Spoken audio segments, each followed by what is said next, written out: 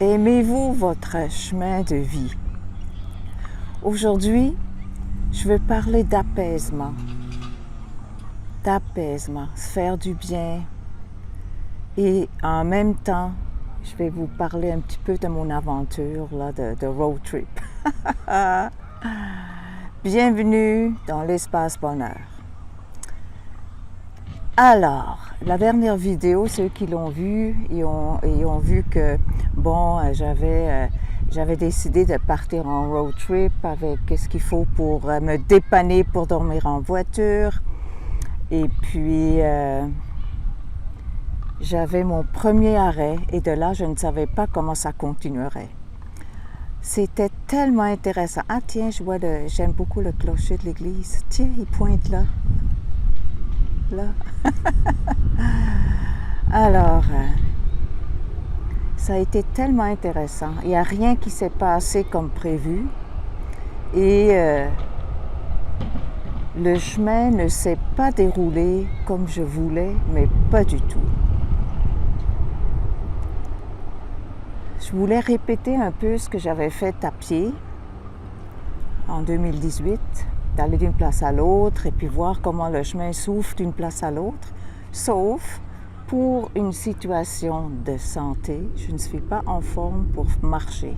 Et je n'avais pas le goût de trimballer non plus un gros sac à dos, là, lourd, là, ça ne me tentait pas non plus. Alors, je partais en voiture et puis je me dis, je vais marcher sur place et si les gens veulent marcher avec moi, c'est parfait. J'ai vécu une merveilleuse aventure chez la première personne qui m'a accueillie et j'ai resté chez elle un bon 4 jours et il n'y a pas eu d'ouverture ailleurs. Il y a eu une amie avec qui je devais revoir, je l'avais vue une fois, mais finalement elle non plus, elle était physiquement pas en forme pour me voir la deuxième fois.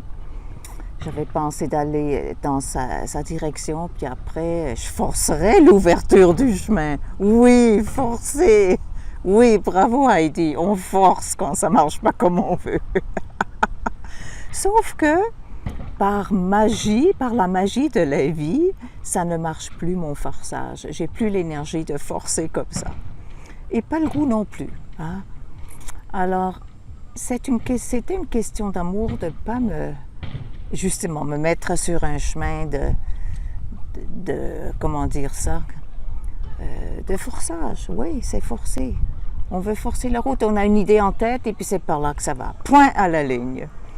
Mais non, j'ai un peu plus de sagesse et grâce à ma situation de santé, merci, ben, j'ai fait arriver autre chose. Juste pour vous dire que j'ai même eu l'aide pour envoyer un communiqué de presse. J'ai eu les adresses pour envoyer un communiqué de presse pour inviter les gens de me rencontrer. Et puis bon. Et j'avais vraiment pas mal d'adresses. C'est tout ça, ça m'est arrivé. L'aide m'est arrivée, les adresses me sont arrivées. J'ai contacté donc les médias de la région. Résultat, là je suis en train de tenir mon truc, 0. Et c'est là que j'ai compris. C'est là que j'ai compris que c'était pas ça que j'avais à faire. Que peut-être mon chemin se situe ailleurs. Je le vois peut-être pas trop où, mais c'est pas grave. Hein? L'aventure, c'est ça. Moi, habituellement, ça me dérange pas. Mais là, je dois m'habituer et je suis pas encore adaptée vraiment optimalement, si je peux le dire comme ça. M'adapter à l'énergie que j'ai, pas à celle que j'avais, et aller avec ça, et faire la paix avec ça. Une fois que j'avais envoyé ces communiqués de presse, après, il s'est passé quelque chose. Là, je pouvais pas faire plus. Et j'ai fait la paix avec mon séjour tel qu'il se passait.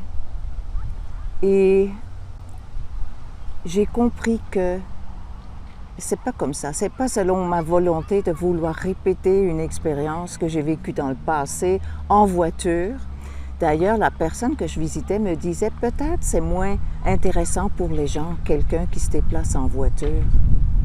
Et puis oui, probablement, là, ça prend un peu plus d'extraordinaire pour attirer l'attention. Hein? Beaucoup d'extraordinaire.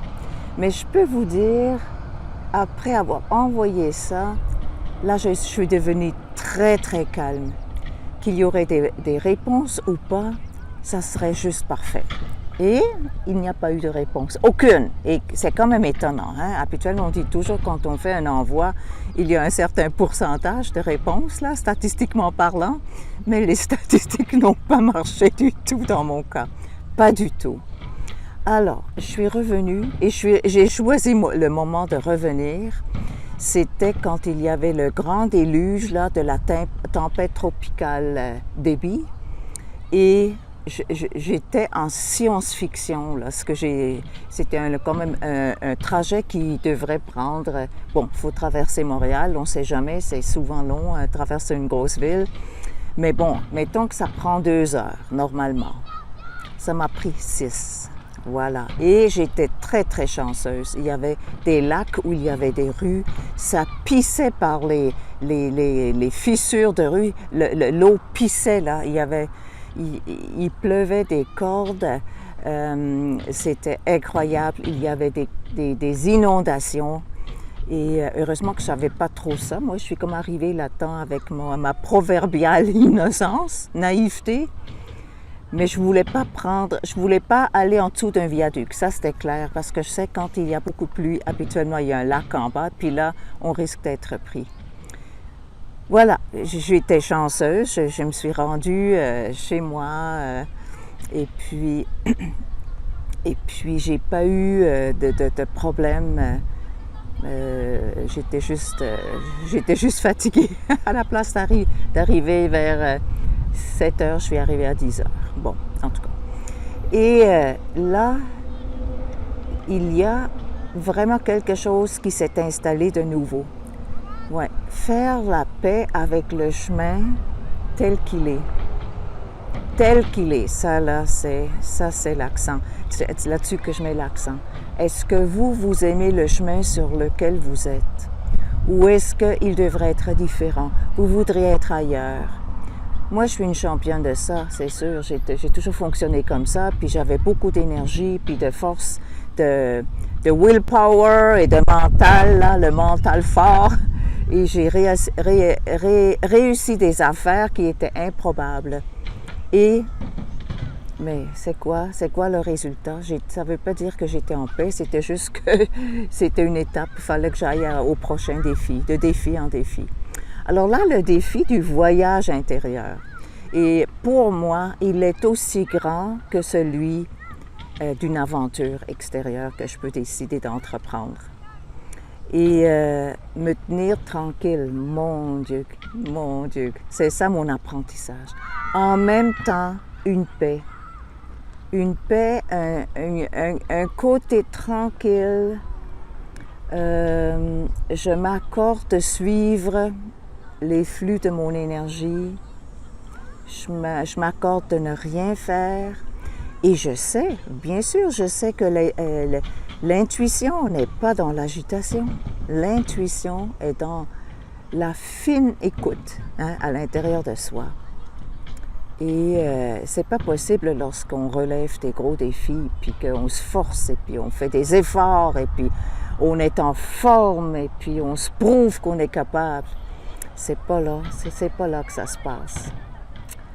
Alors, oui, se pacifier par rapport à notre chemin de vie, se pacifier, s'apaiser, être calme, très calme, peut-être calme comme on n'a jamais été, et juste suivre